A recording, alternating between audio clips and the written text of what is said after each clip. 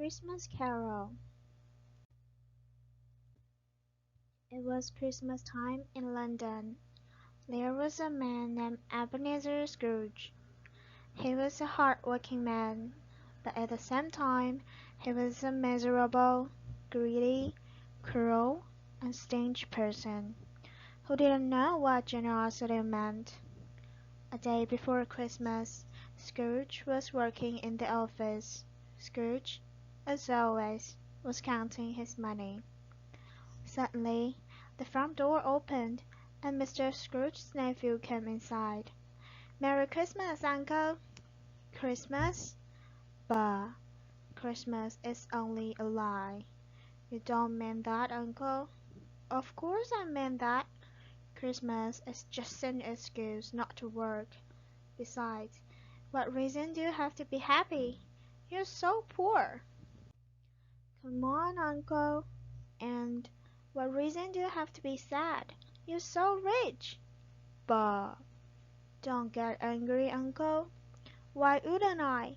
I live in a crazy world with fools. Merry Christmas." "What is Christmas?" "It's just a time to pay bills with money you don't have, where you see yourself a year older and not a minute richer. A time where you buy gifts you can't afford." "But Uncle—" "Go celebrate Christmas your own way, and let me celebrate my way." "But Uncle, Christmas is the only day where people seem to get along just fine. It's a time of forgiveness, love, and charity. It's a time where people open their hearts to one another." "Wow, that was a wonderful speech. I wonder why you don't work for the government." "Don't get angry, Uncle, and come to our house tomorrow. My wife and I are preparing a delicious dinner. You will be our special guest." "Thanks, but no." "But, Uncle, you never came to my house before. Have a nice day." "I don't need anything from you. I don't ask you for something. Why can't we be friends? Have a nice day." "I'm sorry, Uncle, that you already took a decision, but I insist in celebrating Christmas. So, Merry Christmas, Uncle. Have a nice day, a Happy New Year, and goodbye." "As you wish, Uncle." Then Mr. Scrooge's nephew left the office. Scrooge returned to his desk to finish his account. After a few hours, Scrooge closed his account books and proceeded to close the office. When he got home he climbed the steps to his bedroom, sat in a chair beside the fire, and started to eat his supper. Suddenly he heard old bells ringing, and a strange and loud noise coming from the outside. "Who's making that noise? I must have fallen asleep."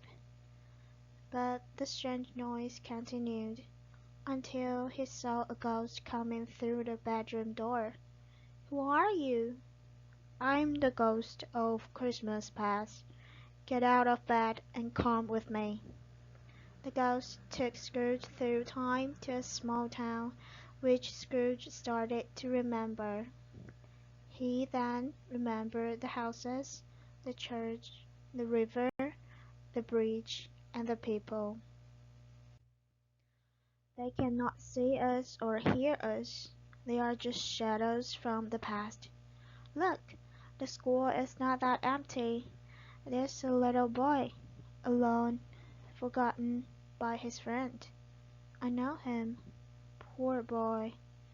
Now, let's see another Christmas." Then they arrived to a house. "This house seems familiar." "Oh, this is my house, where I grew up." "Yes, it is. And do you recognize that little boy sitting alone reading?" "It's me, as a child. But why is it alone?"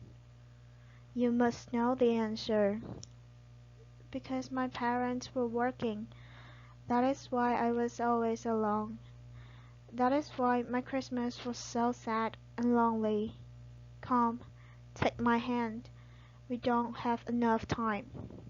No, I have seen enough. Go away. Don't torture me.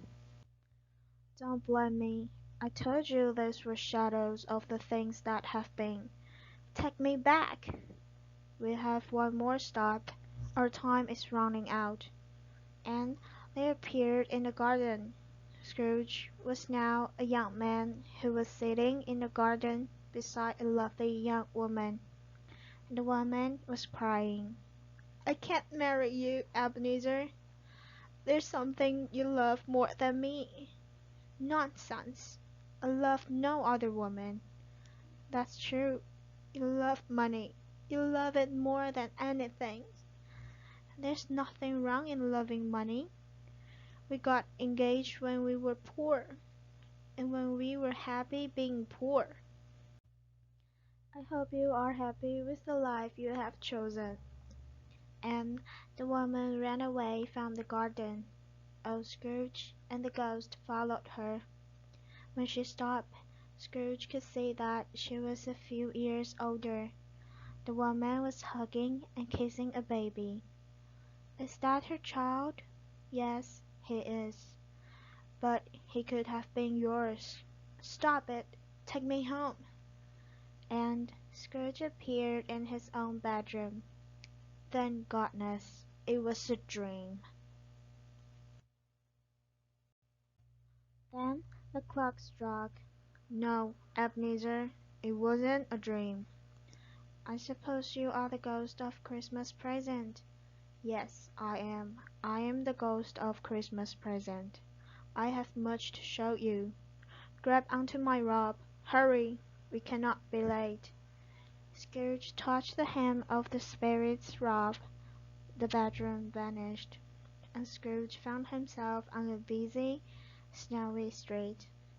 There were many people shopping for last-minute gifts. The stores were still open. People were cooking their best meals, and the bells from the church were striking. Everybody was attending church, wearing their best clothes. Everybody was happy. Everybody would look so happy. Yes, they are. It's Christmas. What did you expect? Do you mean that they are all happy just because it's December 25th? Yes. Today they can forget their problems and just enjoy being with their families. They just enjoy the food on their tables and the many blessings they receive. Then the ghost took Scrooge to a man's house, and standing there at the door, the ghost proceeded to bless the house. Is this really life? Of course, this is all he can afford. They look poor. Their clothes are so old. Love is what you can feel here. The poor man lifted the youngest boy from a chair in the corner and carried him to the table. The boy was pale and thin and carried a crutch. What's wrong with him? Why doesn't he walk? He's very sick. His name is Tiny Tim, and his parents don't have money for a doctor, so maybe he will die. Die? But there must be something that can be done. Please, tell me if he will die. I see an empty chair in the corner. If the future is not changed, he will certainly die. No, no. What do you care anyway? That will diminish the world population. At that moment, Scrooge realized that those were his own words, and felt sorry for himself. Then he heard his name. Suddenly, without a warning, they stood in the room. I know that voice. It's my nephew. He's having a party. Ha ha ha ha ha. He said that Christmas was only a lie. He should be ashamed. He's very funny, but not a pleasant person. You told me that he's very rich. So what, darling? His wealth is useless. He doesn't do anything with his money. He prefers to be angry at us than to have fun with us. They don't like me. No, unless the future changes. How can I change the future? Then the ghost of Christmas present was gone. Oh, I'm in my own bed again. As he sat up, another ghost floated into the room. He was dressed in black, and a dark hood hid his face. You must be the ghost of Christmas yet to come. Are you here to show me the future, and how it can change? The ghost said nothing. He just gestured toward the door. Scrooge followed him to the street in front of his office. Three men stood out front, talking and shaking their heads. I know them. I do business with them. We're friends. These men like me, even if my own nephew does not. But what are they saying about me? Poor old Scrooge. I know. I feel sorry for him. They told me he's very sick. Who's taking care of him? No one. You know that he always liked to be alone. He doesn't have friends either. Then everything turned dark, and Scrooge appeared in a foggy and cold place. Where are we? This is a cemetery. Why did you bring me here? The ghost showed Scrooge a grave. Before I get near the grave, tell me, is that image of what it will be, or just image of what can be? The ghost did not answer. Then Scrooge went to see the grave. Engraved on the headstone was the name, Ebenezer Scrooge. Then Scrooge fell to his knees. No, no, ghost, listen to me. I have changed.